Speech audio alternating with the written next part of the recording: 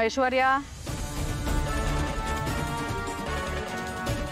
कुठे गेली होतीस?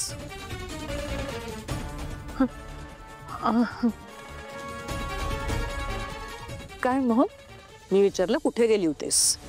ॲक्च्युली एक दोन नवीन ब्रांचेस ओपन करायचा विचार आहे, सो त्यासाठी मीटिंग्स होत्या, त्या मीटिंग्स करायला गेली. बरं बरं बरं. नाही म्हणजे कुठल्या नवीन प्रॉडक्टसाठी नवीन ब्रांचेस लागणार आहेत तुला?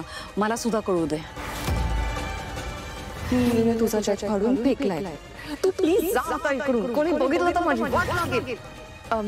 मग ॲक्च्युली ना सगळं इनिशियल लेवलला आहे, फायनल काहीही झालेलं नाही आहे, त्यामुळे आता काही सांगता नाही येणार. पण काहीतरी डिस्कशन झालं असेल ना ऑफिसमध्ये तुझ्या कलिग्स बरोबर?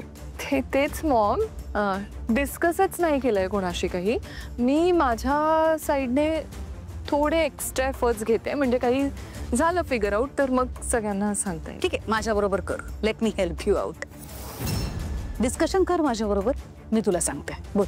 तेच मॉम, मी तेच म्हणते की मी सांगणार होते तुम्हाला, म्हणजे एक थोडंसं काही डेव्हलप झालं तर मग सांगता येईल, म्हणजे थोडी क्लॅरिटी राहील ना, म्हणजे कशाबद्दल आहे काय आहे. बस ना ऐश्वर्या, आणखीन किती खोटं बोलणार आहेस Aishwarya?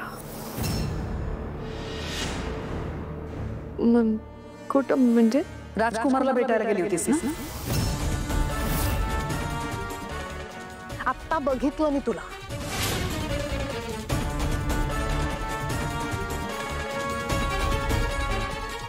I am sorry Maugham. हो, मी दादाला भेटून आले, पण तुम्हाला आवडणार नाही म्हणून नाही सांगितलं. हे माहित होतं ना मला आवडणार नाही, तरी सुद्धा भेटलीस. आणि त्याची ही हिम्मत. त्याला मी घराबाहेर काढलं तरी सुद्धा आपल्या घराच्या अवतीभोवती फिरतोय तो. रिडिक्युलस.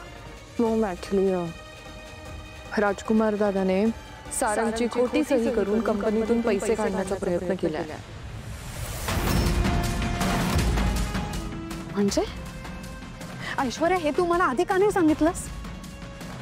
अगं त्याला पोलिसात द्यायला पाहिजे. नाही मॉम, नाही, रिलॅक्स, आता गडबड नको. ॲक्च्युली हेच मी त्याच्याशी बोलायला गेलेले, आणि या बाबतीत तुम्ही टेन्शन फ्री राहा, कारण तो जो खोट्या सहीवाला चेक आहे तो नीलला सापडला, नीलच्या हाती लागला आणि नीलने तो पाडून फेकलाय. सो पैसे कुठेही गेलेले नाही आहेत, आणि मी राजकुमार दादाला वॉर्निंग दिली आहे की या केसमध्ये काहीही गडबड झाली तर तुला आम्ही पोलिसात देऊ, असंच सांगितलंय मी. त्यावर तो असं म्हणाला की मी असलं काहीही रिपीट करणार नाही, म्हणून मी भेटले त्याला.